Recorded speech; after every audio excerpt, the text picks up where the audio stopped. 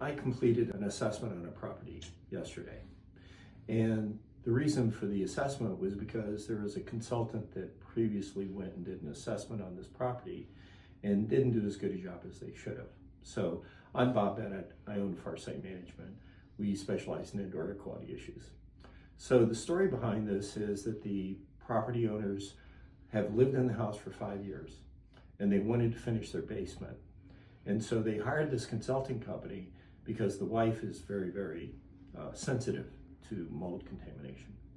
They wanted to do the right thing, and so they hired this company to come in and do an assessment to make sure there's no mold on the overhead floor joists or the decking. They went through the basement. They said, okay, this is the only area that has a problem, and we'll do remediation here. So that's what they did. And then they began finishing the basement with all this custom woodwork and all this customization that's unique and has a certain skill set.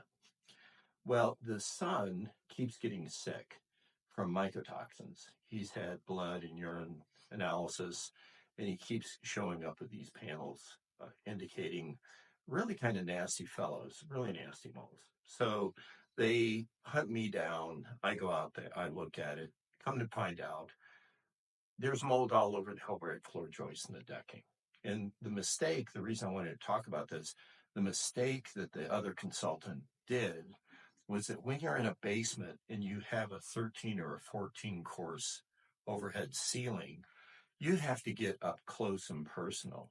What this person did was they just took the flashlight, stood flat on the ground, and shined the flashlight looking for dark things. And you can't do that in assessment. You got to turn the lights off in the basement. You got to get on a ladder and you got to get your head up almost touching the floor. You got to shine your flashlight really close to the surfaces to be able to see the texture differences between how mold grows like a bush or a tree. There's going to be a little shadow that's created when you shine your flashlight parallel to it. And so we went through the basement and the utility room and the bathroom, and we discovered all these issues. The problem for the consultant is that they missed the responsibilities of determining that the basement is clean. Now they're kind of being looked at to pay for the demolition, the remediation, and the reconstruction of the basement because they didn't do a very good job on the inspection. When you hire a consultant, make sure that you're comfortable with their skill set because we're not all the same. A lot of folks don't go to conferences. A lot of folks don't read. You got to really make sure that you have appropriate certifications.